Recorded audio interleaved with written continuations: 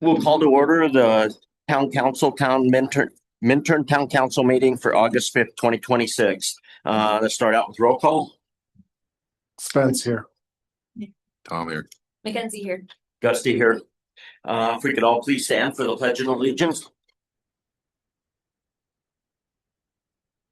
With the flag of the United States of America to the republic for which it stands, one nation under God, indivisible, with liberty and justice for all.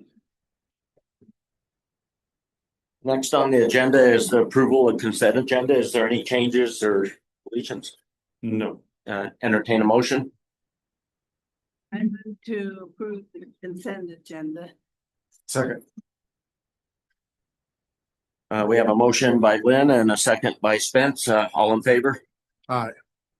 That'll bring us to the approval of the regular agenda. Any changes on that, Rob? No.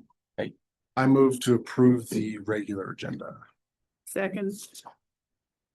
We have a motion by Spence, a second by Lynn. All in favor? Aye. Aye. Declarations of conflicts of interest. Do we have any tonight? Right.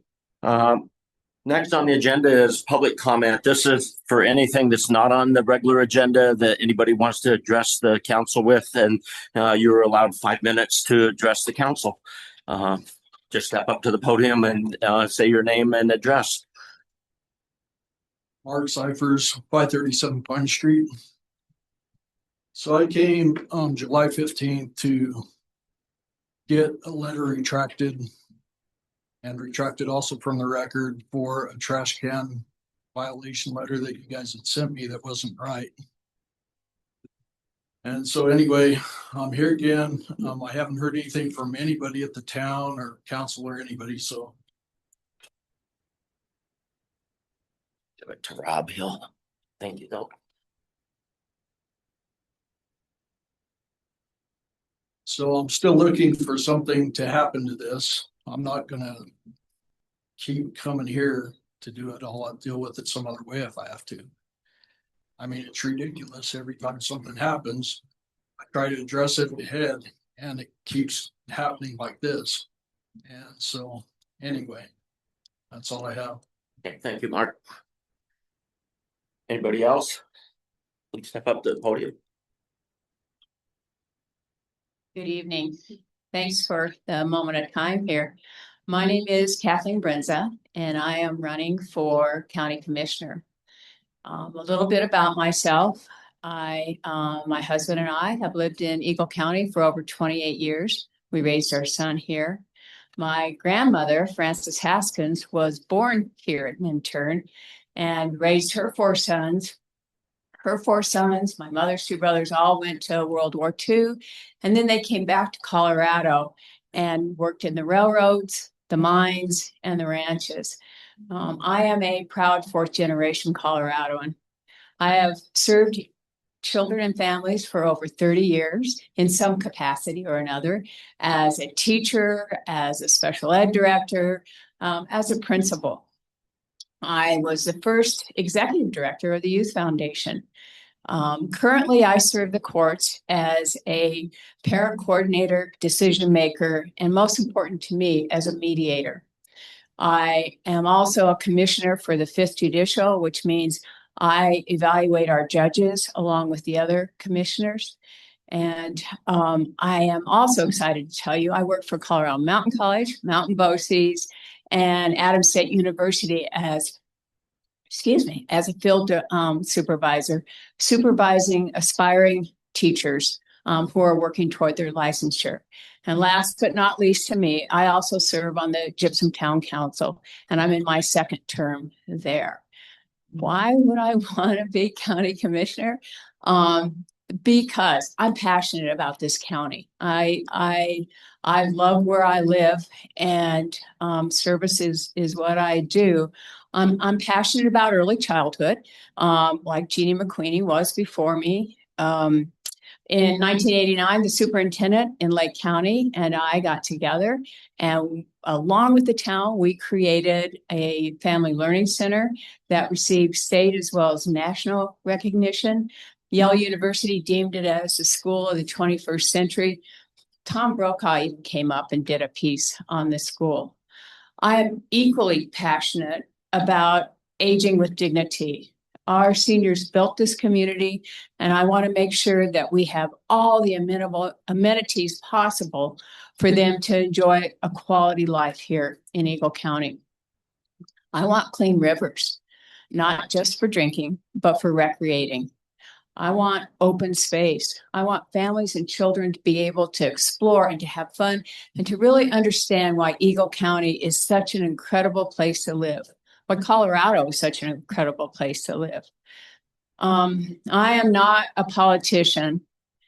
I'm not a politician, but I have a superpower. And that superpower is knowing how to bring people together that can make intelligent, smart, thoughtful decisions about our county.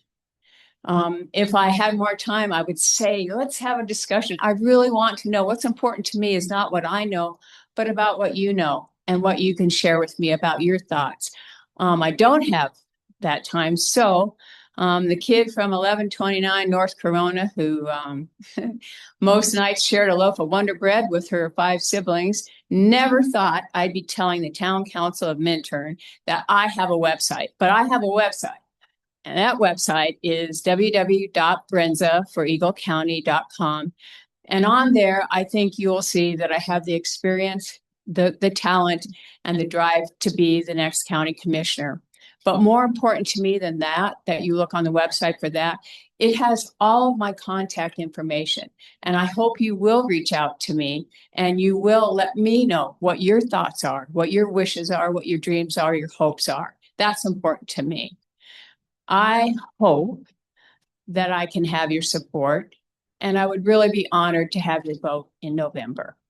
Thank you. Thank you. May I please hand out You my bet. cards? Sure. Because I don't know about you, but I would never remember. Thank you. Thank you. Thank you. Thanks. Thank you very much. Thank you. Thank you. Oh, I do have a sharp C, but I can take a picture. It's a fair thing. All right, thanks.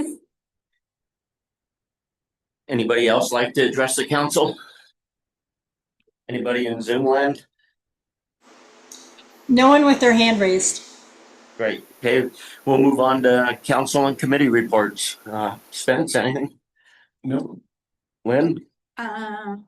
Nothing except, and this isn't a committee report, that I think it's really exciting that Minturn is having an art fair on August 15th.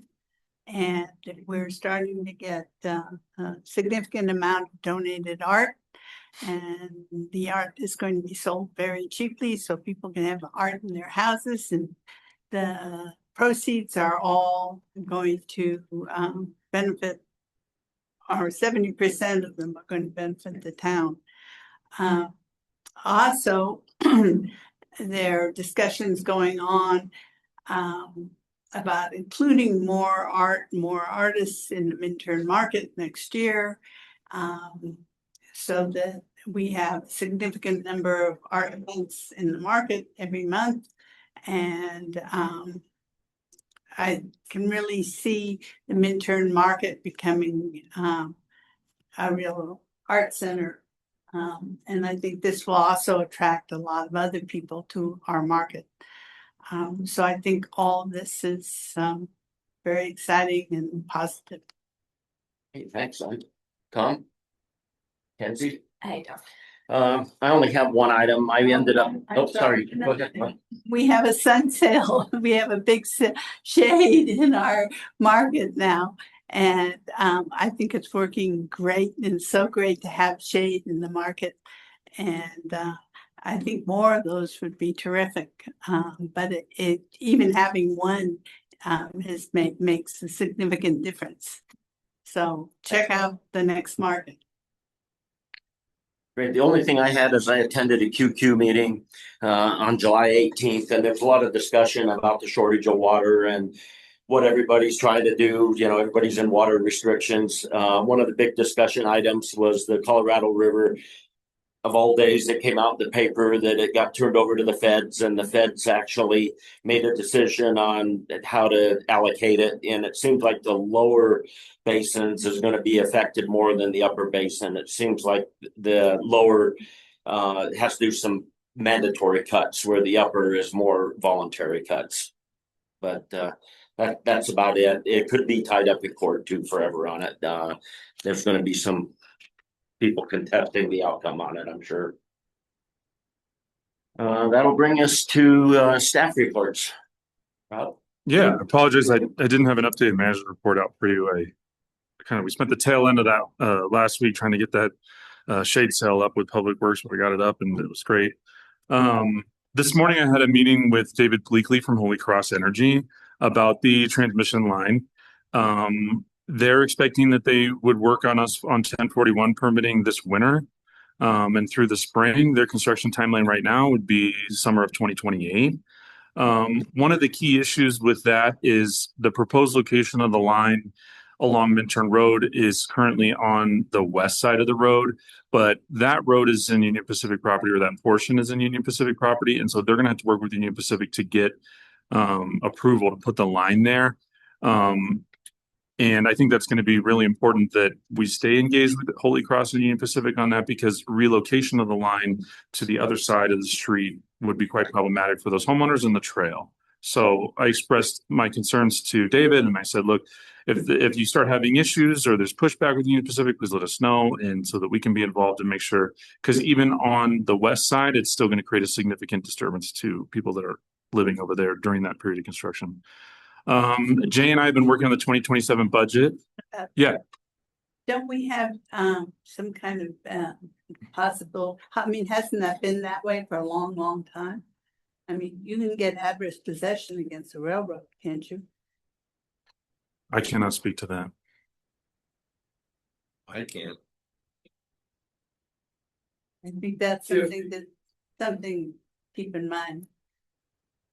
Well, we're hoping we don't run into that issue, but if it starts seeming like in the spring that we're running into that issue, I'll bring that up. Well, in order to get it, you have to act and behave as though it's been ours all along. So that might, we might know whether, you might talk to Mike and see whether that's even a possibility. And if so, it might change the language we use for negotiating with them. Okay. Got it. Jay and I have been starting work. I mean, he's been working on the budget for weeks, but we had a meeting this week and we're having some conversations. Obviously, we're doing kind of what we did this year, is holding revenue flat and not anticipating significant growth. We haven't been seeing that growth. He's going to touch on that. But one of the things is we're trying to look at some ways that we can reallocate existing dollars to things that we would determine are more of a priority for us for next year.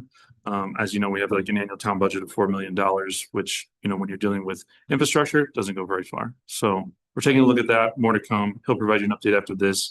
We had a meeting today over at the town of Avon. They're doing a new housing partners meeting with everybody around the county, the multiple jurisdictions. We got some really positive feedback for the efforts that our intern made as far as trying to figure out, if we were involved in a regional housing authority, what's important for our community and what our concerns are. And that really hasn't occurred as much throughout the valley. So that got some positive feedback. As Lynn mentioned, we're doing art at the market on the 15th. We're pretty excited about that. And Lynn and her friend Melissa Rogers have really helped pull the community art cell together. So that's been great. We did a water treatment plant site visit last week. We're going to do another one in September. When we were at the site visit, we saw that they had the hole excavated for the water line. They determined last week that that is not the correct line, and we're still working on locating the additional. That has the potential to create some delays, but I'll keep you updated on the work to locate the 8-inch water line. The sidewalk project, as you may be able to observe, has been challenging to get that moving. We're continuing to try to work with the contractor, get it moving. You know, we're in a challenging position on that project just because of the dollars in the grant and CDOT in the timeline. I'll keep you updated on what comes next, but work has slowly started. And I think, and Cindy can correct me if I'm wrong, we're about 2 weeks out for the equipment on Little Beach Park. We're working on signage. Cindy had a meeting today. That's kind of all I got. Is there questions about any issues, comments about anything for the staff? Okay. Can I make a quick comment? I am following up with all of you from the one-on-ones I did with the housing, but the parking study has been taking up the most of my time lately. So before I leave, I will get something out to you guys. Thank And you.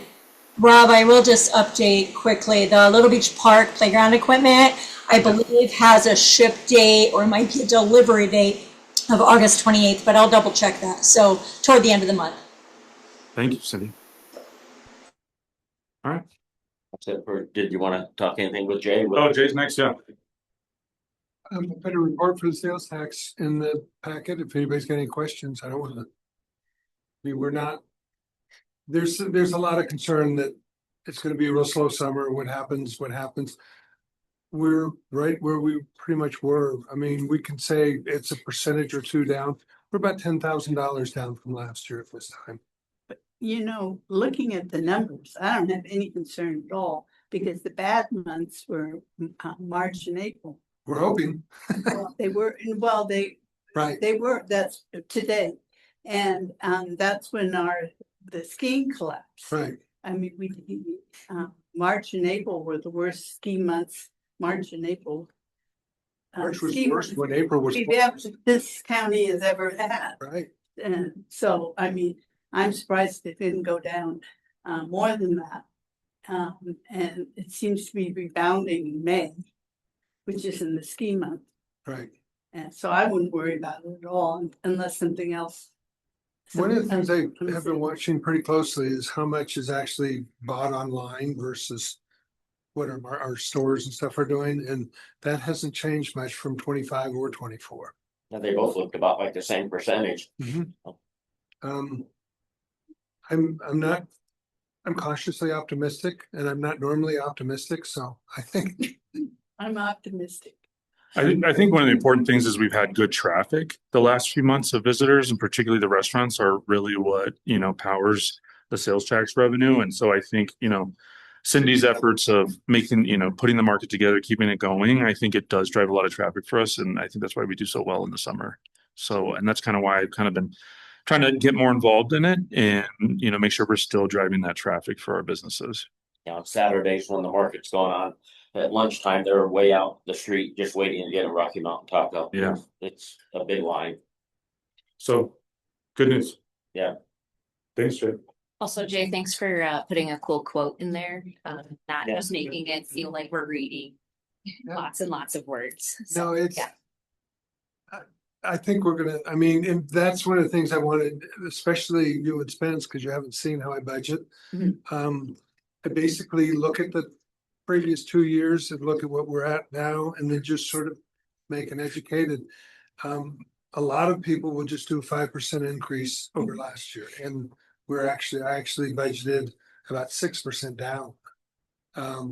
Because I didn't feel comfortable. So for 27, we're going in with our eyes wide open. Another early cross power outage will catch right up, Jay. Yeah. Yeah. That helps. And something else I forgot in the committee reports, and again, it's not necessarily a committee report, but everybody should drive up who hasn't been by the cemetery for a while, should drive up there and take a look at the barn that's going up. It's come a long way. They started on the gables with the roof. It looks pretty cool. That's really happening. It's nice having the guys volunteer doing that too. It's a great project.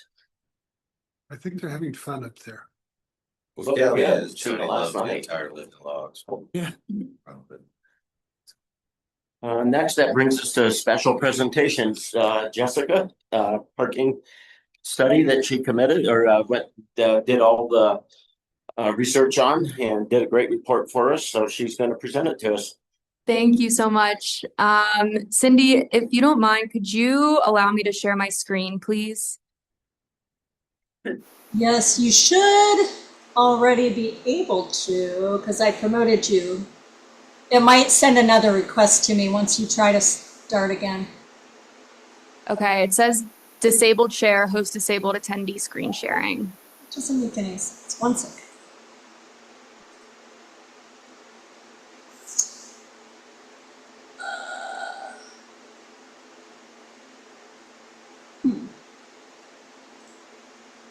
Shoot.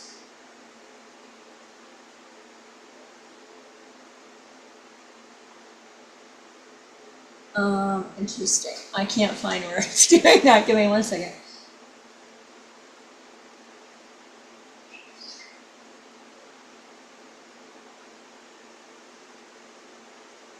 I'm gonna unpromote you and try to re-promote you. Let's try that first. Okay, thank you.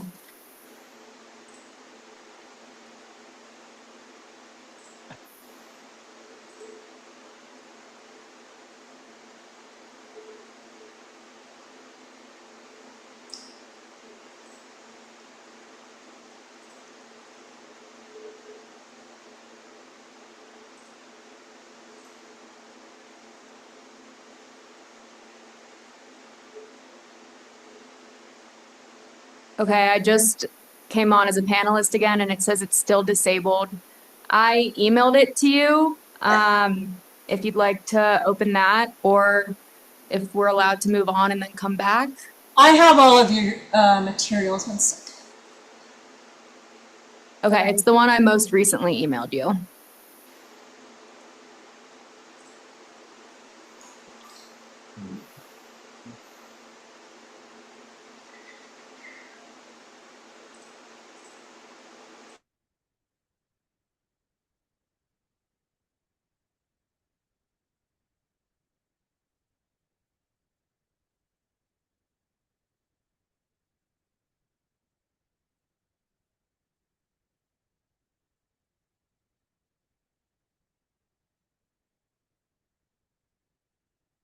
Yes, awesome, thank you.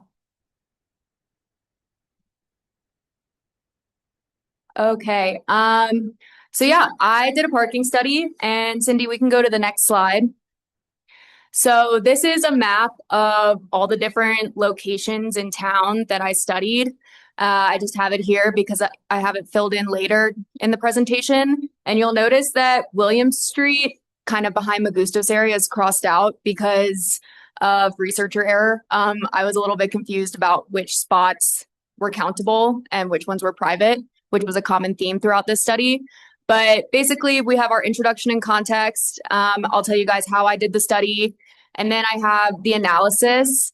And that's more so for you guys to view. And I'll share the numbers that I found. And I go into my key findings, and that includes from the data and the observations. And then I have possible next steps and discussion for council. Next slide, please. So this study followed up from a study that was done according to the community plan, because there's concern that there isn't currently enough parking in town. And then also in talking to some people, there's concern that the increase in residents both in Minturn and elsewhere along Highway 24 will overwhelm the town's parking capacity. So next slide, please. So basically this study was to just figure out where we stand now so that we have something to compare to in the future. Using these numbers, we can see if we do have a problem, and if so, how we want to address it. And then, like I said, it's just to provide a baseline for decisions in the future. Next slide, please. So here you have a picture of my data collection sheet. I went out 4 times a day from 8 to 9 a.m., 12 to 1, 4 to 5, and 6 to 7 to count all the parked cars in town, basically. I didn't use a consistent route. It depended on if I was coming in from Avon or if I was starting from Town Hall. But I would hit all the spots on that route. And then if I didn't hit one of the spots in the data sheet, there's an X. Or if I realized later that the count was inaccurate, there's an X there also. One very important thing to note about this study, and that should be addressed if it's done in the future, is that I did not independently verify the amount of spots available at each location. I took them from the 2022 study that was done by consultants. And I did change a few of them here and there if they were blatantly obvious, like if the area between Nelson and Toledo, that area can only fit like 3 cars, not 6. So I changed that, but most of the other ones are the same. Next slide, please. And then I kind of touched on this already, but for the data cleaning, did an X for miscounts or they were otherwise deemed inaccurate. And then the following locations were excluded due to researcher error. William Street near Magustos, I already explained that one. Toledo North between Boulder and Pine, there's a sign there that says no parking, but it's pointing to the little lot that goes in. And I thought it applied to the whole street and I didn't see anyone there in May. So there's just X's for that one in May. And then Pine Street East between Bayer and Meek, the raw data from May. I think that one was just skewed because I was including like one house down from where the street was. So next slide, please. Awesome. So this is our analysis from the seasonal change in average occupancy. Overall, we have a 26% total occupancy townwide in May and 31% in July. So that's kind of the increase that we expected from the end of shoulder season to July peak season. And yeah. Okay, next slide, please. Oh, and then, sorry, back one slide. The graphs you see here, I analyzed each location. So that shows the percent change between each location from May to July. And then even though like the number one change was Pine Street East between Harrison and Bayer, that's only an average of 1 car different. And that increased it by that percent amount, by 87%. So take it with a grain of salt, like definitely look at how many spots are occupied in May and July compared to how many spots are available when looking at this data. Okay, next slide, please. So here we have side-by-sides of these maps that I made, and these are heat maps. So basically the darkest green is 0 to 20%, light green is 21 to 40%, yellow is 41 to 60, and so on and so forth. If a space is left white, then that means there were no cars observed there at all, whereas some might be highlighted green if there was like an average of 0.4 cars, you know, and then that rounded down to 0. But yeah. And then, yeah, so as you can see, the weekday average townwide is 29% occupied. And then the weekend average from 8 to 9 a.m., it's 36% occupied. Next slide, please. And we see a similar trend for 12 to 1 p.m. with 34% occupied on weekdays and then 46% occupied on weekends. And the density here, you can see where it starts to get more yellow and orange and red. That's where we're experiencing parking problems. And it's mostly concentrated in like the 100, 200, 300 block of Main Street, and then a little bit onto Pine and Boulder. Next slide, please. So this shows the peaks townwide for the morning and midday. It was surprisingly very consistent Monday through Friday during the weekdays from 8 to 9 a.m., like 25% all the way, with a little bit bump up on Saturday and Sunday. And then we see a little bit more variability, 12 to 1 p.m., with Saturday being that peak. Next slide, please. So now we have our 4 to 5 p.m. Once again, you can see these heat maps. We're seeing something slightly different here because on weekdays, we actually have a slightly higher occupancy from 4 to 5 with 35%, and then a slightly lower one with 34% 4 to 5 p.m. But it's pretty consistently dispersed throughout town. Next one, please. 6 to 7%, 6 to 7 p.m. Once again, the weekday is just a little bit higher than the weekend. And once again, it's pretty consistent in sort of the north side of town. And then the south side of town, you see more occupancy on weekdays than weekends from 6 to 7, which I don't know, maybe there's more people going to Kirby's on during the week than on the weekend. And then next one, please. And this just shows these daily peaks for each day. So the Thursday, no reportable data. I got stuck in the rain, and then I was too far out of the window for me to consider it to be valid data, so I nixed it. And then Thursday, we actually see a peak from 6 to 7 p.m. in town, which is interesting. So next slide, please. This is the summer map, and this one is a little bit scarier than the other ones. We're seeing a lot more red, especially on the north side of town. And the one on the left that's 51% occupied, that's the average from all of the times I did it. I did it on different Saturdays throughout the summer, starting on June 27th. Then the last one was August 1st, 11:30 to 1:30 p.m. And then on the right is a super score. So like if you were taking the ACT or SAT, they would take your best score from each section. I made a map with the highest amount of occupancy for each location to show what it would look like if we were like truly maxing out at all times. And these brown lines right here indicate that there was over 100% of parking occupancy. So there was somebody slid in the yellow section of the street parking, or somebody like on the grass at Eagle River Street. And I thought that that was interesting to include because it shows that there is a very high demand for parking there. Next slide, please.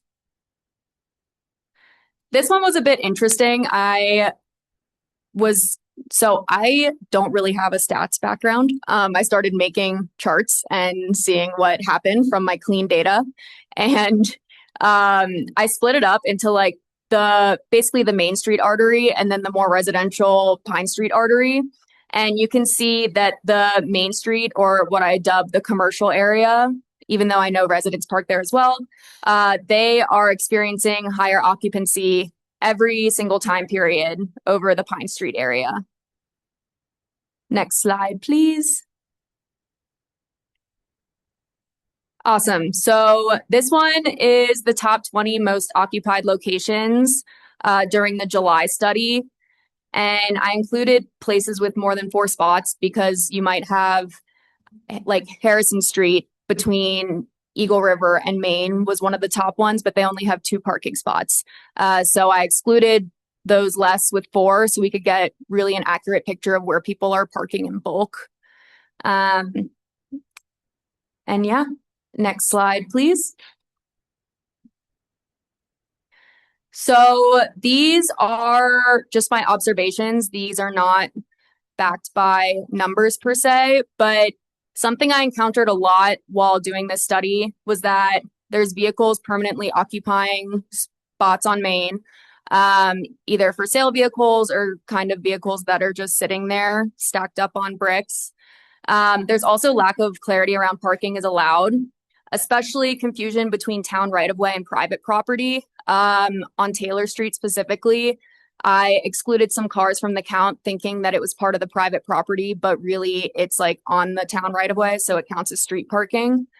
And then also double parked vehicles, specifically along Main, reducing maximum occupancy. So somebody will pull in and leave like a half car space between the yellow and where the parking starts. And then the next car will pull in and leave another half car space. So we're not maximizing how many vehicles can fit. And I'll count and it looks like the street is completely full. Like I wouldn't be able to pull in there, but there's only 10 out of 14 cars there. Also, this isn't parking per se, but I did notice, especially on Saturdays, if cars are parked to the yellow on one side and the other, there's a lot of difficulty turning out into traffic due to lack of visibility around those parked cars. Next slide, please. So this, I just went around this afternoon and added some pictures for what I was talking about. In the top left in green, we have permanently parked car on Main Street It's a character. I love it, but it is taking up valuable real estate. And then if you go down bottom left, this is Toledo, where I didn't originally count in Maine because of that no parking sign that's posted there. I thought that it was applying to the whole block. And then if you go to the right of that in yellow, the public-private boundary is unclear. You can't really see, but there's a gravel parking spot right at the front of that house. And I don't know if that's in the public right-of-way or not. And then if you go in the top in the middle picture, that's a picture from Taylor Street where I can't really tell, once again, if it's public or private. And then on the right, that's Man Street. I never observed any cars parked there throughout my probably 20 cumulative days of collecting data. And also there's plants on the side of the street. And we don't want to hurt the plants. So I don't know, just an observation. Next slide, please. So these numbers also changed from your packets because when I was fiddling with the data, there were some rows hidden that accidentally took out some of the total number of spots that were considered. So I caught it right after I submitted, so I changed it for here. So we have these numbers now. But overall, our parking occupancy increased by 19% from May to July. And that means that about 69 to 74% of town is vacant from shoulder season till peak summer. And then also the highest parking occupancy observed was Saturday, 12 to 1 p.m. overall, which is kind of expected with the markets. And then the Main Street 100 to 300 block and Eagle River Street experienced the most demand for parking overall. Those were the most yellows, oranges, reds. Next, please. So for possible next steps and then also council direction and discussion, I think that getting baselines and gathering more data for parking will be good as Minturn continues to grow and towns down Highway 24 continue to grow. And then also for future studies, looking for recommendations on what time periods you guys would think would be good to collect for. And then also any like qualitative data on perception of parking availability would be good to gather also, so we can compare to the numbers to what's actually happening. I also, for the second one, I found this grant. It's a DOLA housing planning grant program. And I believe it's a grant that'll allow us to do like a full parking and traffic study to consider different mitigations for increase in density and traffic. And the last one is exploring strategies that aren't that expensive for maximizing existing parking opportunities, such as defining parking spots along Main Street. If we did define parking spots along Main Street, then we would have to reach out to CDOT to do so. So that is everything I have for you guys. But if you have any feedback or would like to discuss anything or questions, then please feel free. Incredible. This is a lot of work. And thank you for putting it in so many like the heat maps and all of that for all of us to see. So yeah, I just want to say thank you for making it easy for all of us to understand. It's just a lot cheaper than a consultant. Yes. Actually, this was a lot better than the last traffic study we had. I think I mentioned it to you. They were not counting cars when it was in the winter time when they were on the parking schedule, that there was no cars to be parked there. And it's like, so we didn't really get our money's worth on that one. But I'd like to make a couple of comments on that. Back to that, I know you didn't do it in the summer, but we got to keep that in mind in the winter. When we rotate for plowing, that all the cars that's on Boulder and Pine will either be on Boulder or Pine to do the parking. And I agree with you on the trying to get out when the corners. We went through this, it was about a year and a half, 2 years ago, and we moved all those setbacks back, and then we had everybody complaining there was no parking. So we kind of went back to where they were at, but I see a lot of people parked in the yellows, especially when they're not like on the weekend trying to get into Rocky Mountain Taco, and got to figure out some way to kind of get that where they're not parked in the yellow for safety, so you could at least get out on under the Highway 24. Personally, I'm not in favor right now of the DOLA just because of the 25% grant. It's 50,000, but I am in favor of exploring the other two options. Thank you. I don't know how everybody else feels.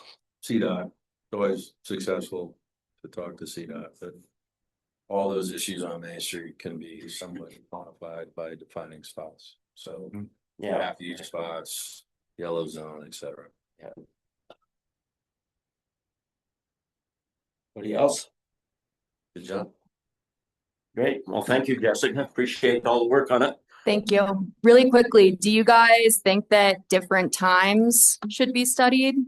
Like, I don't know, 5 to 6, then 7 to 8, or block it off differently? You know, sometimes 7 to 8, you might have everybody that's living in the area with their cars parked out there. When they're working during the day, their cars might not be out there. Okay. I do have one question. So you said there are a number of parked cars there that don't move. And then you referred to one being up on blocks. Then I know there's Frank's blue car, which, Geronimo. what? Geronimo. Geronimo. But what other cars are there on Main Street? There is, and I'm not trying to call out anyone in case this is anyone's car. There's 2 cars for sale, further down Main. One was a truck, and that actually moved, I believe, as of this week. And then the other one is a red Corvette that has been out there since May. How far down on it? It's right across the The Corvette's on the 200 block, the other truck's on the 100 block. I've seen them both. There we go. We probably should talk to Kevin about giving them a note or something. Yeah, one of the issues is like they just moved them, you know? And so Kevin plays this game where he watches them march the tires and then they move every few days, but they're relatively in the same spot. But yeah, that's, Tell them that they'll get a. but yeah, I think that's one of the key findings. I think that, and I kind of knew that, you know, knew some of these issues, but I think the fact that just because on the ground of like the signage is confusing, the delineation is not good. So I think there's a lot of things that we can do in-house to start working on it. And I think that's one of the good findings of this. But we should just give them a note, tell them they have to move. And that this is a warning and that they're. And moving doesn't mean moving to another spot on Main Street. Well, technically, there's nothing that prohibits them from doing No, yeah, there isn't. So that. Where are you gonna find them? So CDOT would allow you to keep the car there permanently? it's not that keep it permanently, it's just it moves within a block. And as long as it moves, it's compliant with the code. And it comes back the next day. Is there something about having a for sale sign that could prohibit them from being there? I don't really regulate signs in vehicles. I There mean, was a time when I was selling a car. I had it at the forest, like at the ranger station, and I got a citation or like a note saying you can't do this. So I'm wondering if there's maybe. Is that your Corvette? Yeah, it's a different animal. Just saying. Yeah. I've slept on the grass. maybe that is something we could look at as advertising with vehicles that are parked. Just put a sign on that says we're watching you. There's also some vehicles in the more residential areas, like trailers that are just permanently parked there that I haven't seen move. But also I know that this is a mountain town and we have our toys and we need a place to keep our toys. So I just wanted to note that, but I don't know. I think The toys don't have an engine and haven't moved in 5 years. And some of those people, I think, have a driveway, but put it in the street. yeah. I think it was good methodology. I think the 4 times per day and over multiple months. I do think winter's needed to kind of make the numbers make sense over the year, which we'll have to pay someone else less to do the next one, I suppose. But I thought it was really interesting how low our total rates were over the course of both, even with the 20% increase. Like it seems lower than my perception even, and I think a lot of other people too. So I think continuing to look at the numbers is a great idea, and then we can make those decisions moving forward. I think also maybe excluding Taylor Street Not from the count, but from analysis might be useful because people aren't really parking on Taylor and then walking into town as much. And there's 114 spots on there. Mhm. So that could be interesting as well. Well, Taylor's its own geometrically. Yeah, I think we should just focus on the area. When the significance. Cool. Thank you so much, everyone. Thank you. Thank you. Well, that brings us to business items. First item on the agenda is resolution number 34, series 2026, Tennessee Pass Rail Corridor Preservation. I don't have anything to add, but I'm just gonna let BVMTA Okay. provide their. And Ernest did send me his presentation, and I also just promoted you, Ernest, but I don't know if you're gonna have the same issue that Jessica was having. So I do have your presentation. It looked like the same issue. Oh, actually, it just gave me the opportunity to allow you, though. Yeah. It didn't do that with Jessica. I just kept clicking buttons and it worked that time. Yes, thank you for having us here tonight, myself and Brian Rodine, who you know, now a member of the VBMTA team. Happy to come and answer some questions quickly here in regards to the resolution and the information that we sent along in late June. While I was putting this together, I was putting the date on the front of this quick 5-slide presentation here. And August 5th, 2026 today. Later this month, we'll celebrate the 29th year that a single train has not run on these tracks. So August 27th, 1997 was the last time a train ran on these tracks right here in the backyard. I have a question. So I'm really trying to figure out whether this is good or bad. So let me run through my presentation and I'll try to I'm help sorry. answer. Sorry. I thought you. Do everything up the front. Yeah. Sorry. So no, all good. I appreciate it. Why we're making this request. It's an opportunity for the Tennessee Pass Rail Corridor to be looked at again for public benefit because of this merger with Union Pacific and Norfolk Southern. This merger creates the opportunity for public comment to the Surface Transportation Board. Union Pacific is actively asking Eagle County commissioners, states, local stakeholders for letters of support. So there is some voice that our local stakeholders can have in framing what we would like to see in regards to maybe mitigation efforts or add-ons to this merger. This is history potentially repeating itself. When the 1996 Rail to Trail feasibility study occurred, it was due to a merger with Union Pacific and Southern Pacific. At that time, Governor Romer wrote a letter of support for the merger with the stipulation that the trail's feasibility study through rail banking was going to occur. Union Pacific agreed. STB agreed. And that is why it was this close to happening in 1996, was via a merger opportunity with Union Pacific and Southern Pacific. So right now that has not occurred in the last 29 years. And right now that is occurring again right now. The Surface Transportation Board is currently reviewing the merger application. It was submitted on May 28th and accepted. The railroads just submitted more information last week. The STB is reviewing that info and they're going to release a formal public comment period sometime this fall. Will generally be 90 to 120 days.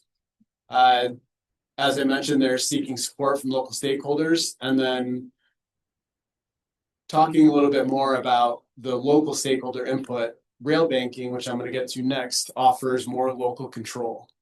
In 1996, the way that the Rail to Trail was going to be managed was it was going to be a state park, and the state of Colorado was going to manage it. And that allows for much more flexibility and creativity to work with local or regional or state control for crossings, whatever it may be, as opposed to Union Pacific. And the history of the challenges that everyone up and down the line is faced with them in getting responses and working with them.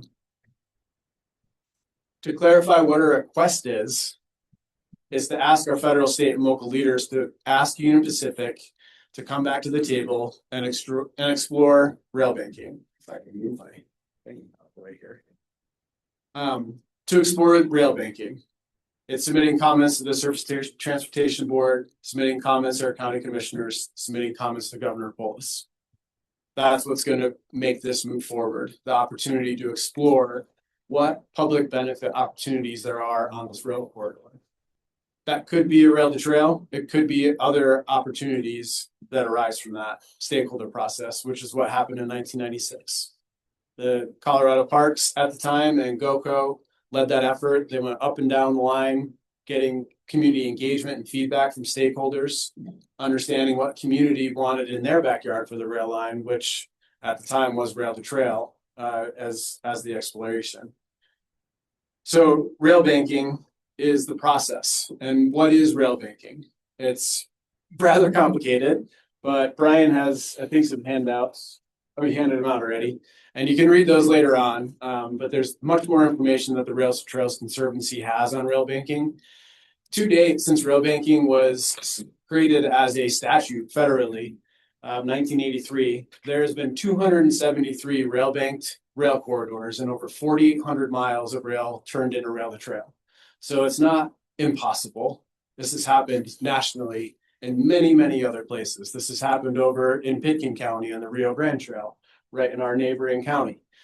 So it's not impossible, but rail banking essentially allows the railroad to put the rail in corridor in control of another entity, call it local government, whatever it may be, stakeholder group, to manage the trail for public benefit for an interim use. The rail has the opportunity to take it back and use it for rail in the future if seen fit. It has to go through a certain process. And the rail banking process doesn't immediately change it to a rail to trail. It's just to start that process of going through community engagement and understanding what the corridor can be used for in regards to rail banking. Obviously, we're advocating for a rail to trail opportunity, but more than anything, we want this rail banking process to start and the community engagement to start. And if it gets to rail to trail, awesome. If it's other things, great, whatever that may be. And that's why I put the next item on there, because what we hear from a lot of people we hear from most that they love the rail to trail idea and they support it tremendously. But some folks that we hear of future ideas of passenger rail. And it does not eliminate future passenger rail opportunities whenever that may be feasible in whoever knows how many decades and years. What we have learned about passenger rail on this specific line is that passenger rail is not legally allowed on this line per Surface Transportation Board without having freight as well. So if you want to have passenger rail anywhere on this line, you have to have freight as it currently stands. And what would that freight be? Likely would be some sort of hazardous materials, waxy crude oil, coal that would be coming through. This line could be turned into passenger only if it was rail banked first. That's the way the law works with Surface Transportation Board and the state. So if you ever want to have an opportunity of passenger rail solely in the future, the line has to be rail banked first. I would just say that's not a consistent position with CDOT, and I did have a conversation with them last week. So I would disagree with that. It could be changed, but I wouldn't agree that passenger rail would require freight use. That could be something that could be changed, and that would not be CDOT's position. Understood. We heard that through the Rails to Trails Conservancy and their staff and lawyers that have worked on this project for multiple decades. So that's where we got that information from. So the benefit is to the railroad, to rail bank. Railroad is not abandoning it. They have the right to use it again in the future. It prevents competitors from using it, so they're not going through abandonment. It provides them monetary because they would be paid for this corridor to turn it into rail banked. And they would not pay as many local taxes, and there's a lot of insurance liability that they would be relieved of. Rail banking is a benefit to the rail company. That is my last one. Next steps, just to let you know, Bicycle Colorado, which is statewide org, and VVMT are working on this together. We have a public action alert that's out right now. We have advocacy efforts ongoing with local, state, and federal elected officials. We have a press release and media outreach coming soon. We're putting together organization sign-on letter. We're going to have a national outreach and action alert campaign with the Rails to Trails Conservancy, likely in the fall. And then Bicycle Colorado and BBMTA are committed to this long term. We've been working on this in the background for past 5 years. And we've been just learning and putting together information. And with this merger opportunity, it's time to take action on it. So we're going to continue this effort. Miss anything, Brian? I think so. I think I would just add, you kind of mentioned it, when we talk to the community, we've been working on this for 5 years. You mentioned that some people do bring up passenger rail. I think as we've done some research behind this and word's been trickling out in the community, this is the project that has generated the most excitement from the community that we've kind of felt. Like every time a news article comes out, we get tons of emails about it, people calling, asking, emailing, asking how they can support. So I think the community is very, very excited about this possibility, both from a trails perspective, but also from a perspective of this might offer us at least kick the can down the road solution to prevent freight traffic in the backyard again. So here's my question, okay? Yes. It's been 29 years. This statute was passed, allowing rail banking, was passed in 1986, you said? I believe there's been overwhelming support, and having been here during the last 29 years and followed it, that there has been consistently overwhelming support for a rails to trails concept. I cannot understand, and no one has explained to me why there's been no rail banking or any effort made. And that's setting up big alarms for me on this process. The other thing that's setting up big alarms for me, I just got, actually today or yesterday, I got a very fancy letter, expensive, from a law firm in Missouri, big law firm, that asking me, who they thought I was somebody whose land abutted the railroad right away, and telling me that they were looking for people to represent that, to get fair market value against the unfair government who was going to be taking their land for rails to trails. And I thought, and I said, I knew this was pretty fancy law firm, and I looked them up, and sure enough, they defend railroads, which of course they didn't say in their approach. And I thought, this isn't the kind of law firm that normally looks for, class actions or represent little people, or little landowners. So I can't help but be very, very suspicious. I think in general, a merger is probably a good idea, given the mess in the railroad system. And I can't imagine anybody being a worse neighbor than Union Pacific Railroad. Anyway, but I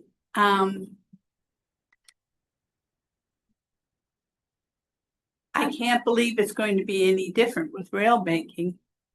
And because I can't, there were very powerful forces that have, I believe, prevented this from happening all these years. I would say, yes, that's a good question why it hasn't happened. And the best answer I have is there has been no coordinated effort or commitment from any group or town or municipality to actually. That's not what I saw at the time. In 1996, it did not happen for a couple of reasons that we have heard. One being capacity on the Moffat Tunnel. And now they have a new long-term lease for use on the Moffat Tunnel. The demand is down. Two, it was listed on StractNet, which is the strategic corridor. Right, that's what they told us when. So it has since been removed from that. It's not on that strategy plan anymore. When was it removed? 2008.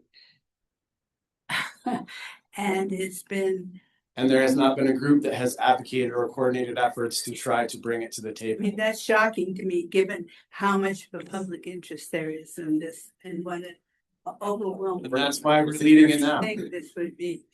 I'm just very suspicious that You're- it's going to happen.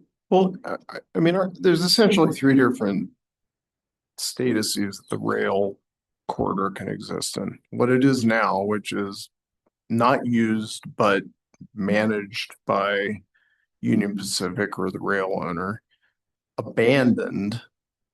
And that gets I mean, I don't know exactly the motivations of the law firm that contacted you, but there are certain rules that when a rail corridor is abandoned as to how property might go to abutting property owners. And so, if there were that's probably what they're fishing for is that if property or if the corridor is rail banked, then abutting property owners don't have the ability to claim, well, I get up to the center line of the railroad. So abandonment, current, or rail banked. And of the three, it seems the best possible option to combine a public use with a preservation or kind of protective use against freight traffic is the rail banking option, because you get to continue to use the corridor in a public manner. It is the corridor ends up being owned by, well, can be owned by the local entity. That seems all totally obvious to me. Yeah. I just can't understand. Well, here's the thing, like, let's just get to the point. It's a private rail line. It's advantageous for the railroad to remain as the status quo today. And I think when I try to have conversations with people about this, you need to understand that the railroad is going to do what's in its best interest. And what's in its best interest, but is also in the interest of the state. As a bill was passed in 1997, and the state has continually identified the corridor as significant. If it's going to shift from the current status to either abandoned or rail banking, that requires surface transportation approval, and the state will get involved. Because neither the state in the Surface Transportation Board want the line to be abandoned, nor would they want anything to occur that would break it up, because it's too important. It's the only alternative to the tunnel. If somebody's going to come in and buy this line, you need money. That can happen. It happened in Pitkin. They bought that rail line through the transit agency. That's usually how it occurs. Either a state comes in and buys an abandoned line, or a local agency with money. We're not here to determine that or necessarily have a conversation about that. But VVMTA is asking for us to give a position on where we are with the proposed merger and how we want to come out of that. We can have other conversations about the complexities of a deal, but I know there's what the community would prefer, but there's also the realities of a railroad that's not going to give up its rights and access to use a corridor for freight at any point in time in the future. So you got to balance the interests of the community, the interests of a private company, and the interests of the state. But everybody wants rail banking, but I say everybody, maybe not everybody, but most people do. And I think, but it may not be a strategic corridor for national defense any longer, but as you just said, the state has still has a significant interest in it. Then I'm concerned that interest would prevent. I mean, this is a pipe dream.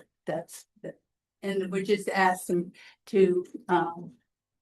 They're digging up public support for the merger, and they're just giving us a pipe dream that doesn't mean anything. That's what. Well, but is it a possibility that as a condition of the merger that they would have to donate the rail corridor? Can that be?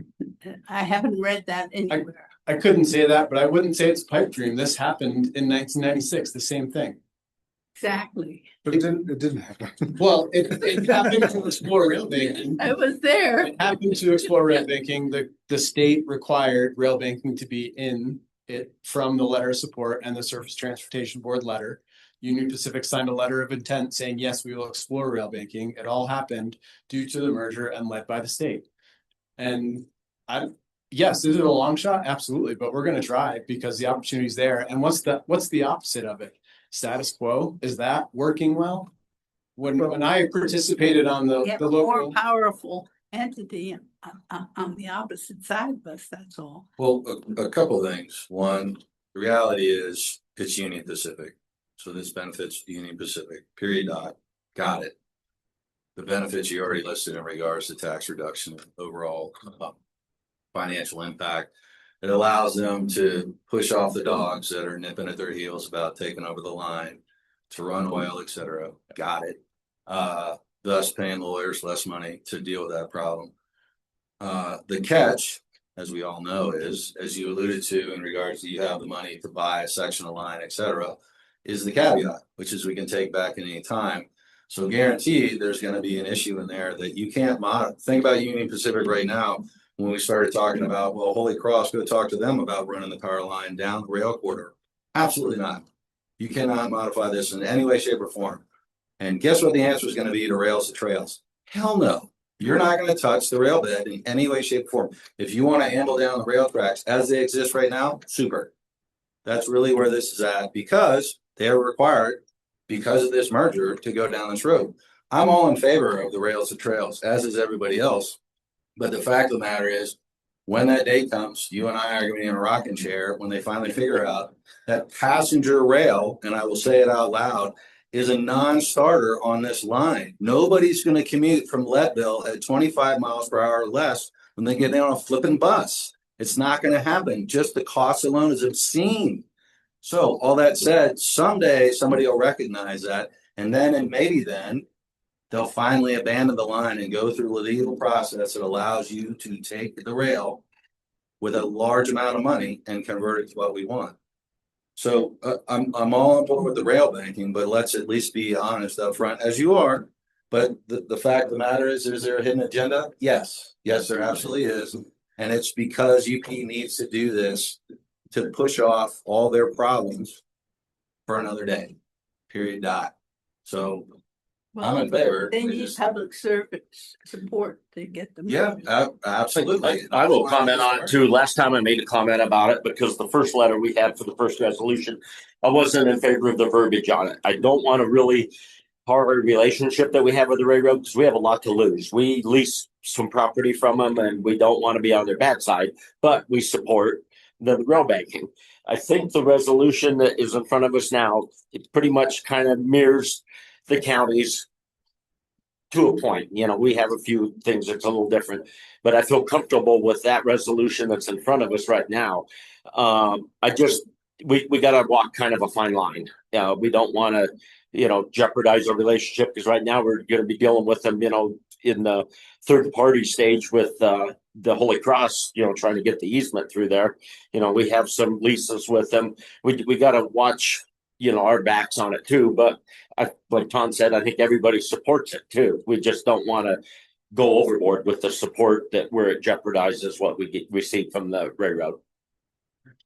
To that point, I think it seems like UP with the rail banking and the future use and getting money for it now, they should be in support of us supporting them, saying they want rail banking. But you're saying it's more the state that's against it? That's more complicated than that. Okay. That's what you have. we heard any? I think, and if these conversations continue, that's something the town needs to understand is that it's neither in the railroad's interest, nor in the state's interest, nor in the Surface Transportation Board interest to say no trains ever again. Because it's your only alternative through the mountains other than Moffett Tunnel route. And so I think when you enter these conversations about negotiating through this, you need to understand where everybody stands and that there's a lot of different parties with a lot of different perspectives. If we are ever to have a trail along this line, I think it's going to involve a lot of compromise. And the railroad, the state, and the federal government are going to try to preserve the ability to use this corridor for trains indefinitely because of its significance. And I think it's important to understand that so that you walk into this discussion pragmatically. Because if you walk into this discussion of, no, a train's never going to come down this corridor again, you're at odds with the state, you're at odds with the federal government, and you're at odds with the railroad. And those are the three most important people in this conversation. I kind of agree with the fact that they took it off the strategic list. No, not the states. It's in their annual report. It's going to be in the one that comes out very soon. It follows in the governor's line and the whole CDOT has recognized the line is strategically important in every single report, and that will not change. Sure. But it's off the list as far as the feds are concerned, and that's Surface Transportation Safety Board. I don't disagree. I'm just saying that that is at least going in the right direction. One thing that bothers me about all of this is there's a lot of money involved, huge, big money involved.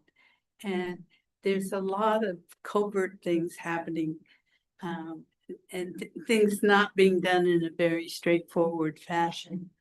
And it just makes me very, very uncomfortable. And we've seen so much just in the, all these proposals in the last 5 years.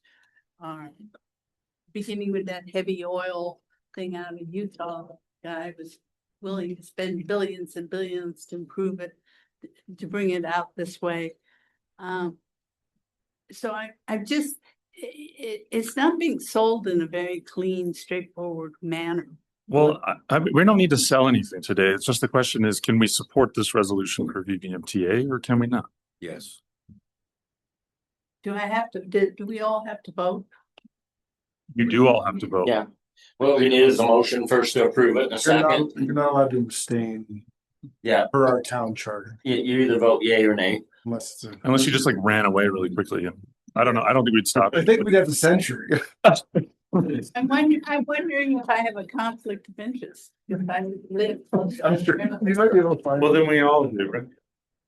I didn't break the news to you, but you're on this side of the river, so no. Were you satisfied with the county's response? Yes and no. I spoke with the commissioners and they definitely entertain and support the idea of rail banking. Some of the commissioners, I would say, are more of the passenger rail view as well. So I think it's an open-ended support that they have. They'd love to see the rail corridor be used differently than it currently is. I don't think they're happy with the state of it as it is, and they have the same headaches dealing with the railroad as many other municipalities up and down the corridor do as well. The town of Red Cliff passed a resolution supporting this just last week as well. Have you read our resolution, the current one that's? Yeah. You feel? Yeah. Okay. Well, can I do this? I move to approve resolution number 34, series 2026, supporting preservation of Tennessee Pass Rail Corridor, improved coordination with Union Pacific, and collaborative evaluation of future transportation and public uses. Sorry. We have a motion by Mackenzie and a second by Tom. That's on this one here. Let's just do roll call, even though it's a resolution. Spence? Spence, aye. Lynn? As much as I totally love that notion of rail banking and would do anything to see that happen, I'm going to vote no because I'm just too uncomfortable with the kind of information that the railroad is providing us about this merger. Tom, aye. Mackenzie, aye. And Gusty, aye.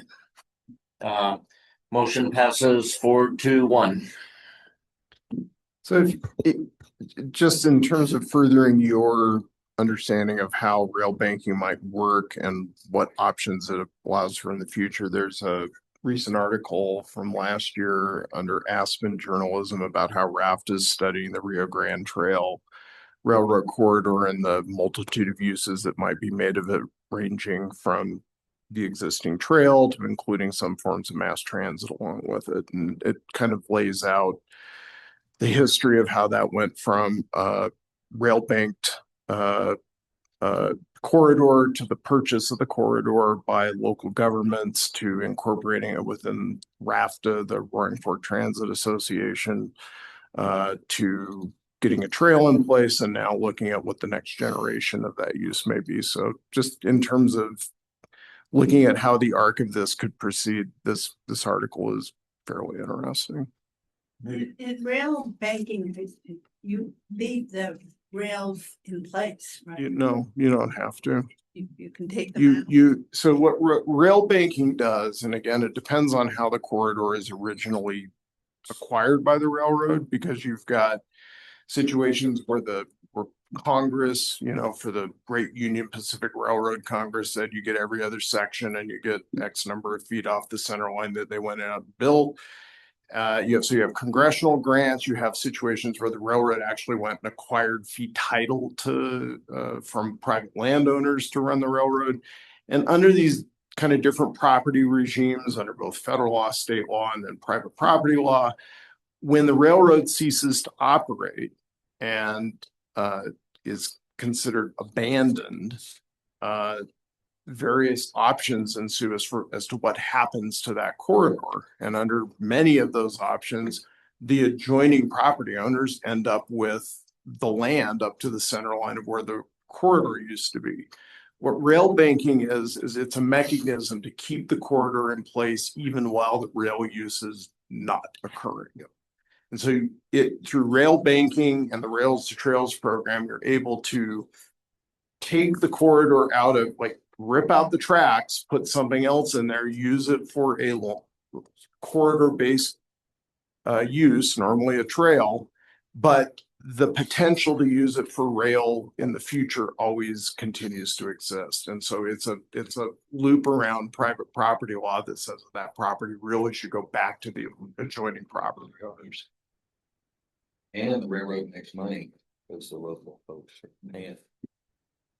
The win-win for that.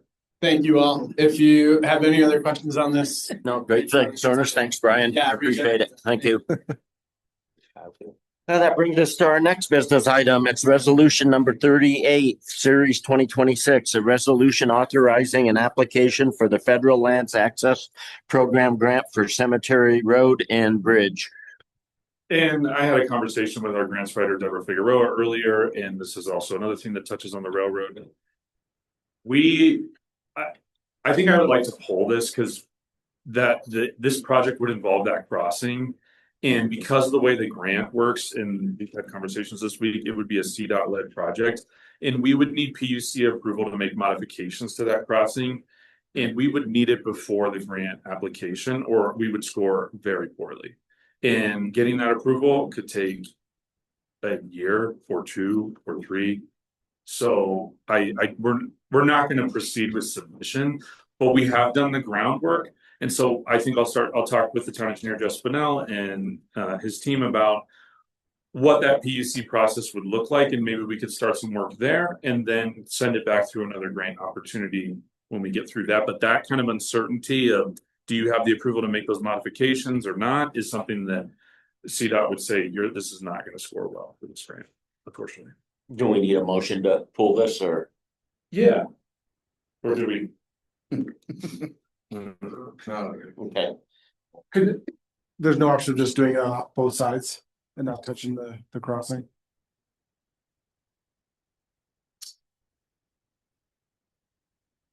We could, I mean, if you want to approve, if you feel comfortable approving the reso, we can continue to have some conversations. I'm not optimistic about that and how that would score, but we can ask. And if you approve it, then we can still. I think it might be just a lot simpler to just skip over the crossing. But Yeah, the question is, how does that impact the project scoring? well, I have a question. Is there going to be a sidewalk? Did you tell me there was going to be a sidewalk in the proposal along that cemetery road that would go from the main street all the way up to where the gate for the 2 Elk Trail is? I met with Brad from Intermountain Engineering on Tuesday, and if we just did like an asphalt type walk, that would save about $145,000. If we wanted concrete, we could do concrete adjacent to the asphalt. Because of the limitations of the right of way, we were not planning on a fully separated sidewalk. So somebody who's probably used and walked that road more than anybody else, I totally don't see the need for spending that kind of money on a sidewalk. Well, it's not our money. There's such, other than a few concrete trucks rumbling, and when the hunters come in, there's basically almost no traffic ever on that road. So the whole road operates as a sidewalk. And for us to be spending hundreds of thousands of dollars for a sidewalk along it. Well, we proposed contributing a match, but actually there's no match requirement for this grant, which is one of the nice things about it. So they'll just pay for it all. Yeah, they could if we were approved, yeah. What, so the 10% match? I included a 10% as a gesture, basically. I thought it would help us with our evaluation and scoring, but there is no requirement. Well, when we have a sidewalk, we have to maintain it. I don't know. It just doesn't seem like it makes much sense. It sort of doesn't seem quite within our town character to, Like I hear what you're saying. you know, kind of defines that area as more urban than some of us might want to define. I think maybe I'm not seeing it all the way, but does the sidewalk go to Little Beach Park where we're building a new? Right now it ends after the bridge, basically. It's above Little Beach Park. It's from there all the way up. But this new sidewalk, would it go to it? Yeah, what we would do is we'd add the extra width along Little Beach at the top part. Yeah. And we actually got and part of the scope, but we would pay for this is to include a concrete area above the amphitheater that would be ADA accessible. So you could have wheelchairs or whatever that people could be in the amphitheater that would be kind of part of the sidewalk. And it was only like additional $70,000 to do that or something. So, I mean, there's just, you cross the bridge and then there's only a little tiny section before you. No, I understand. I think though, if we're building a new playground. Hit the main entrance, and that probably should have a sidewalk, that little piece in there. But I'm just saying, you know, most of the sidewalk would. And I could be talked into the sidewalk all the way up to the top of the amphitheater if it were considered necessary for handicap accessibility. But beyond that, I don't see the point. well, one of the things, this is a federal lands access program grant. And so the purpose of this grant is to improve access to federal lands. And so I guess I'm confused as to why creating space for pedestrians and other users other than cars would be an issue. And I would be concerned that removing that from the proposal would actually make us score worse because we're not promoting access to federal land for all users. Well, we have if we have a sidewalk that goes all the way up that road past the cemetery on the other side. And goes all the way up to the gate. It doesn't seem to me appropriate. And I'm not sure that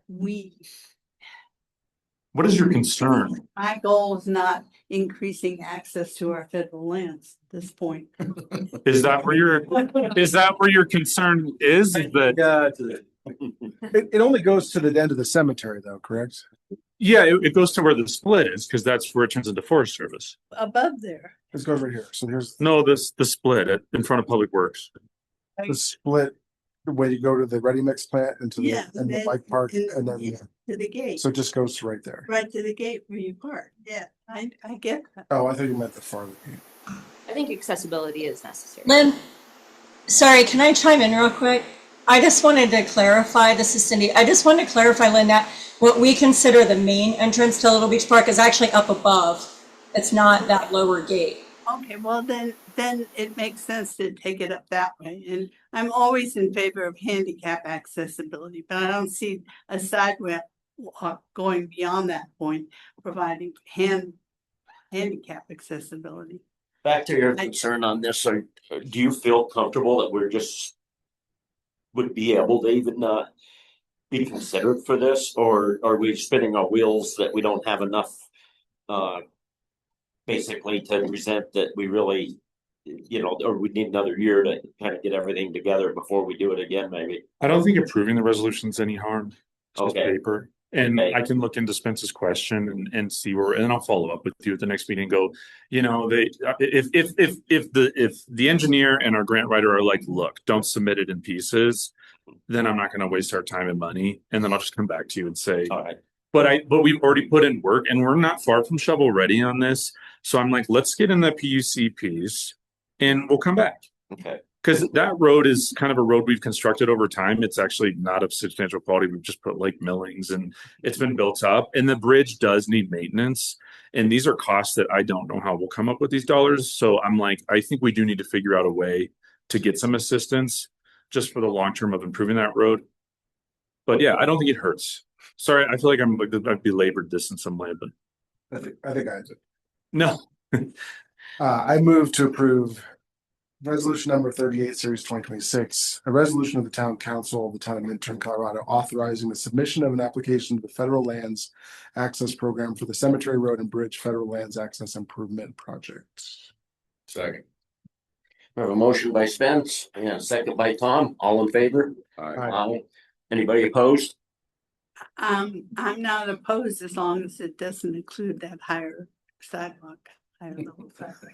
We will talk more about this. Yes, well. Sounds good. Hit. So Passes 5-0. That brings us to resolution number 41, a resolution to appoint a historic preservation committee member. this one should go pretty quick. That is the goal. It was always the goal when I'm in the room.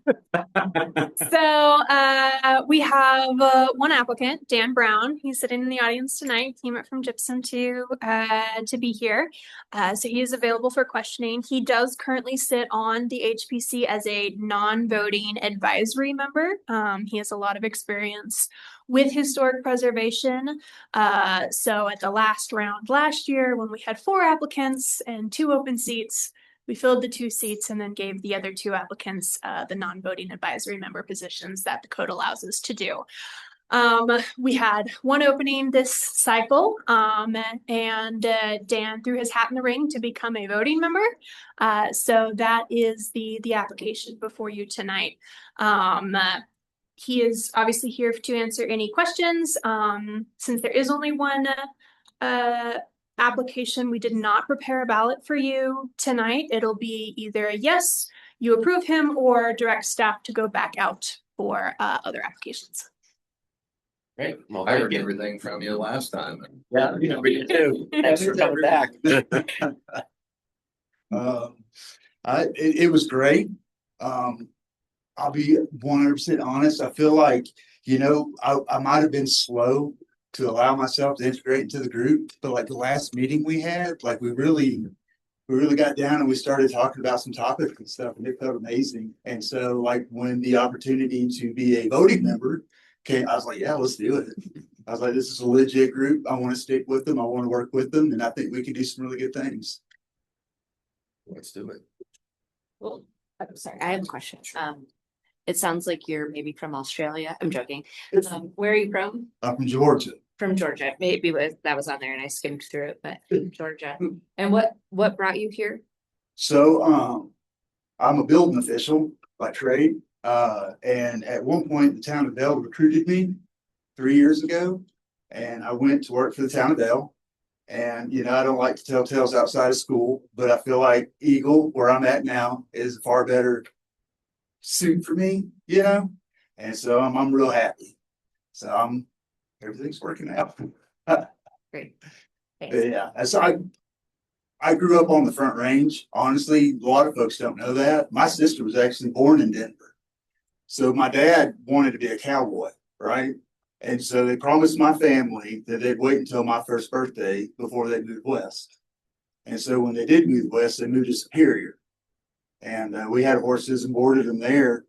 And I remember those camping trips and stuff where, the slide-in camper, you're laying over the top of the cab of the truck, it's got the window and you can see everything. And it's always been calling me.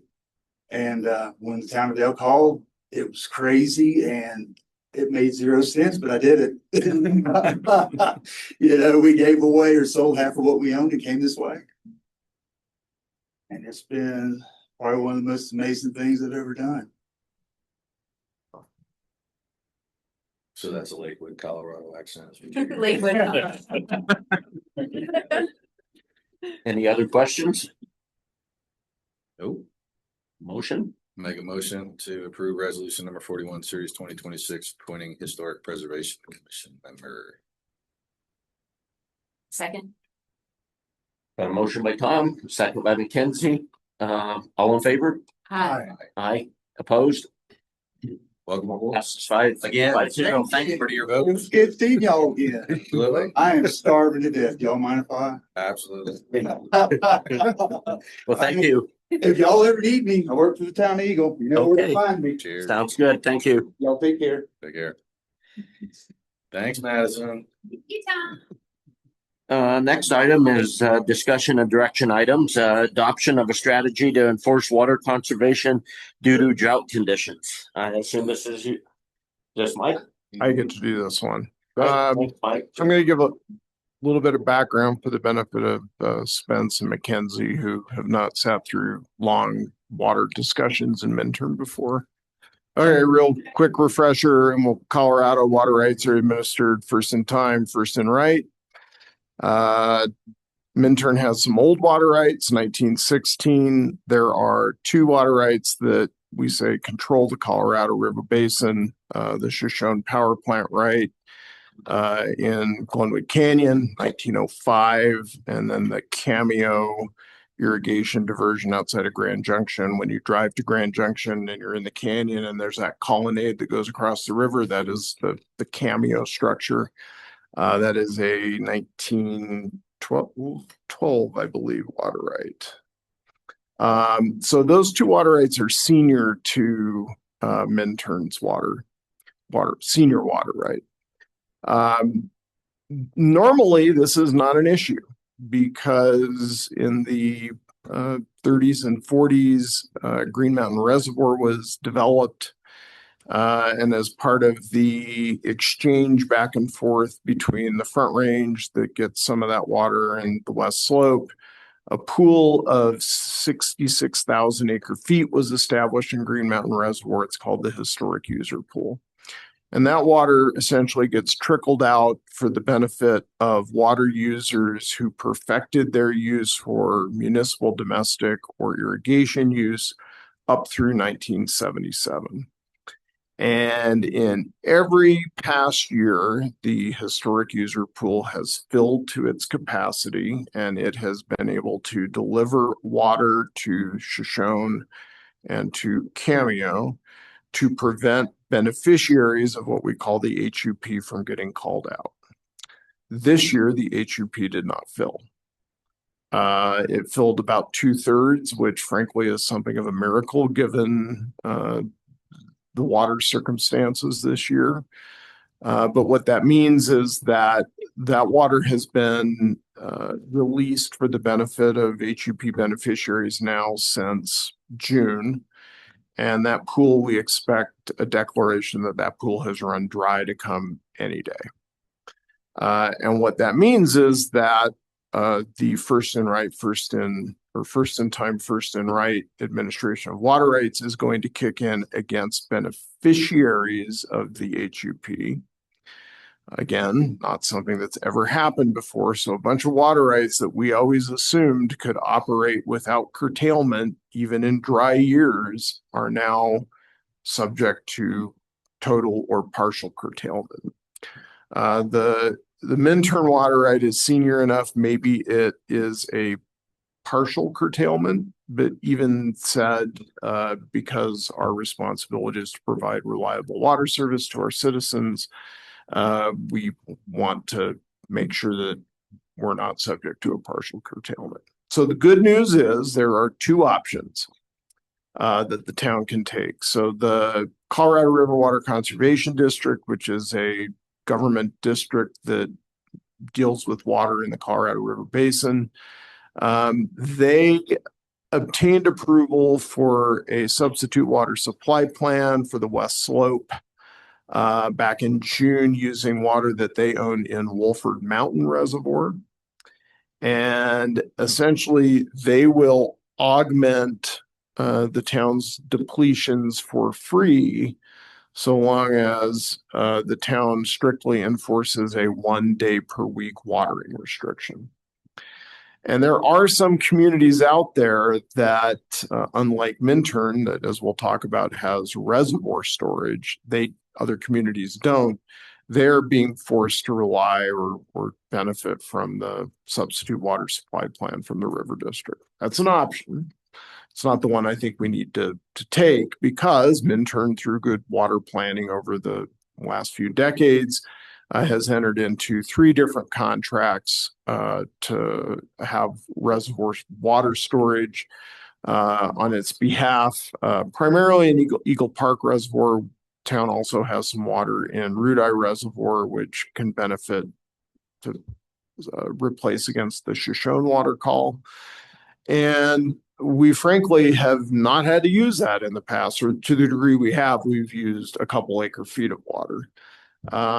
This year, our recommendation, or staff's recommendation, my recommendation, after conferring with a person named Tara Meininger, who is your water rights engineer, is that we would provide an updated release schedule to the Colorado River Water Conservation District to essentially release full amounts of what we have in storage to allow for the continued use of water similar to how you've been making it today. So no additional water restrictions.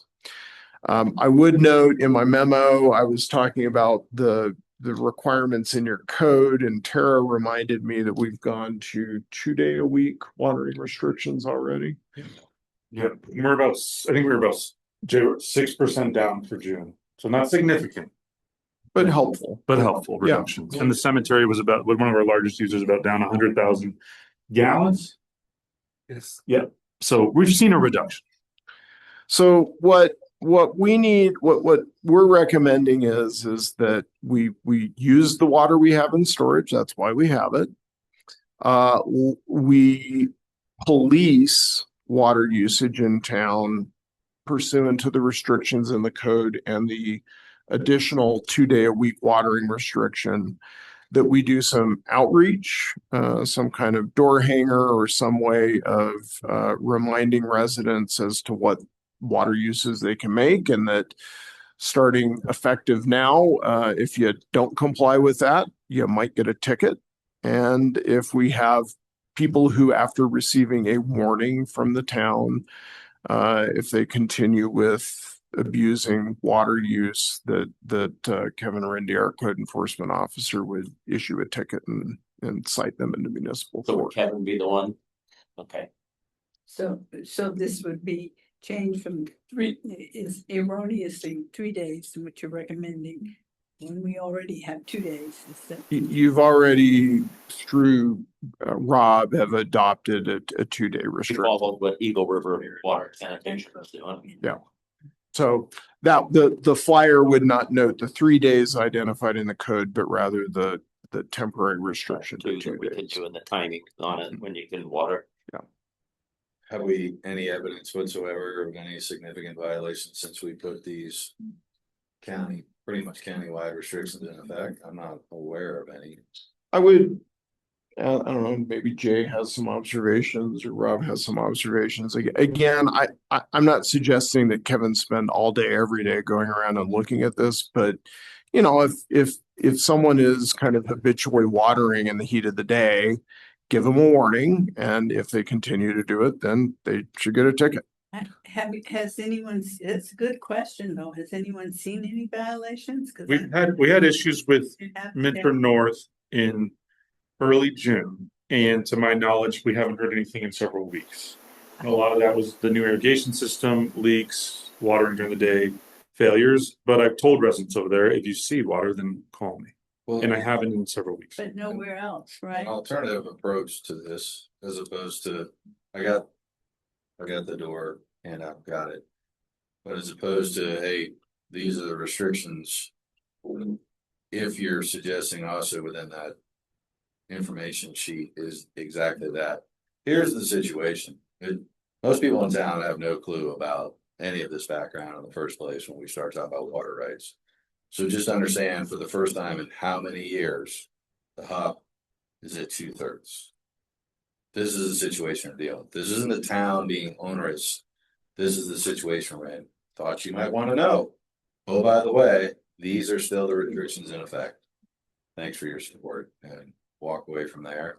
And if Kevin needs to intercede at that point, great. But right now, since we put these into effect, I think most people have been fairly unified in understanding, but it would be good to inform them as to what this is I about. think a lot of our water is still under unaccountable water too, isn't it? Because the report we got like a month ago showed that we were still up pretty high percentage that, so we might have leaks in our system, or somebody's figured out their meters or? I think it was, I want to say it's 14% loss, which was unexpectedly low, but Yeah. so that Compared to what we've had. because there was, and then we had to estimate, and we're so small that even small like a misread or a failure can affect the data substantially. Okay. And it's hard for us to know in real time what's exactly going on. We've, But oh, go ahead.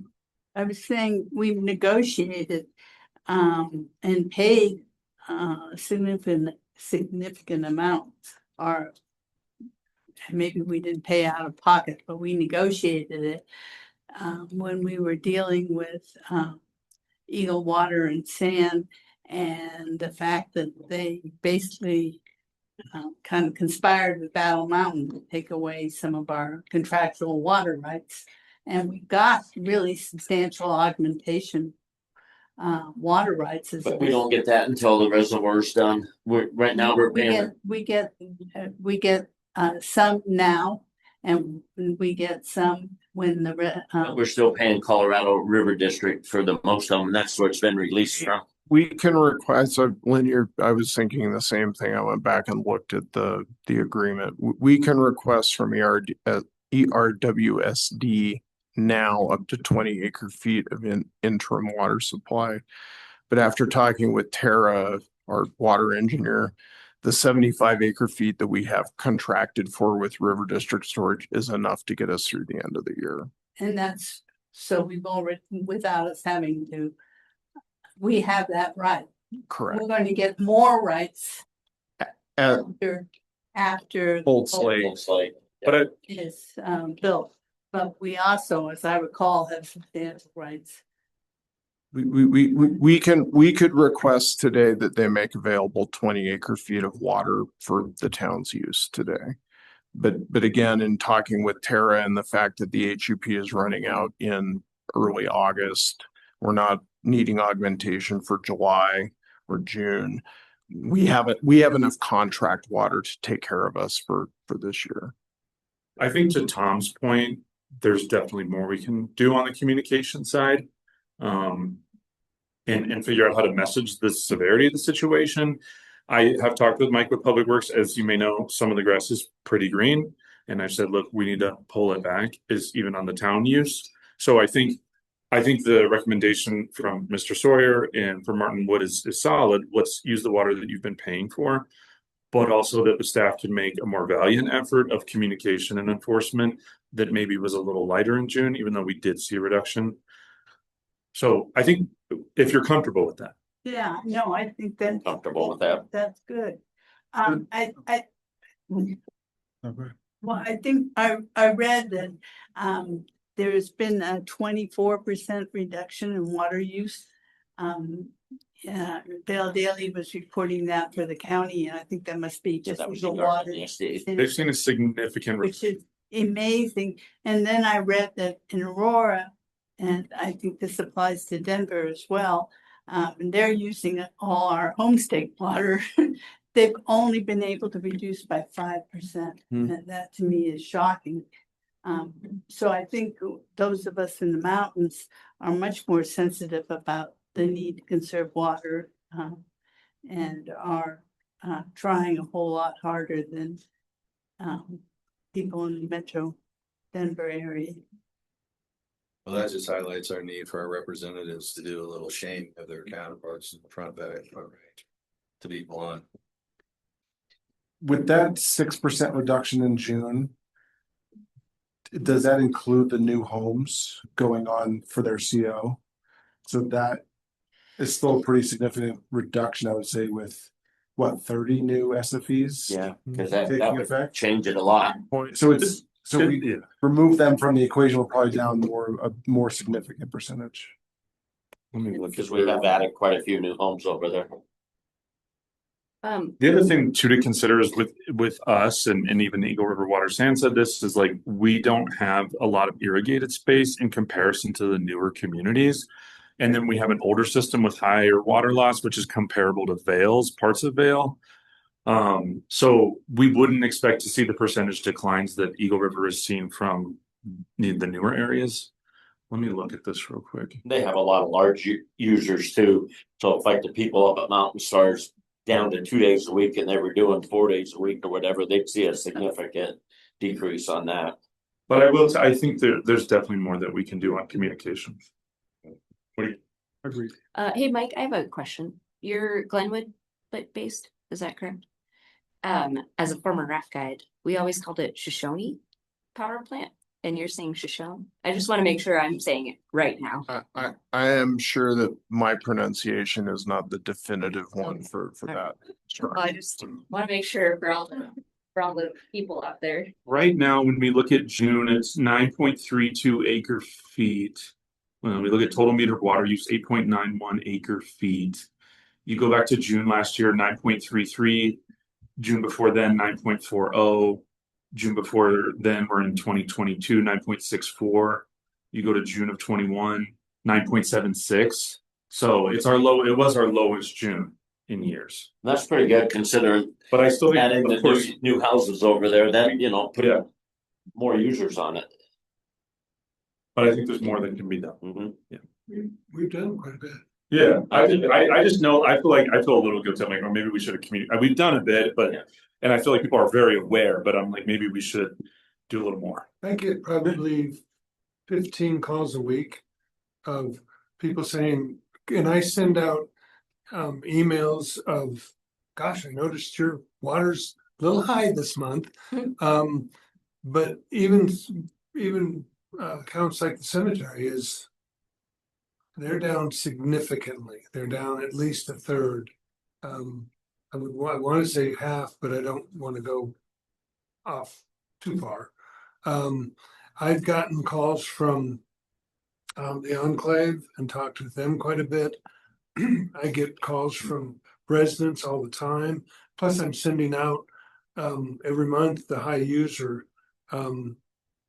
The other thing we got to look at too is it's been really dry. We've only had a couple of days of rain, and so we're doing pretty good if we decreased it and added more users on it and down 6%. I feel we've done pretty well. And if you look around, there's a lot of less green grass. Yes. There is. But I don't want to say brown because that's negative, but I think the community is really kind of pulling together. It's just not as green as it normally is. And we started we basically told people don't turn your irrigation on until July.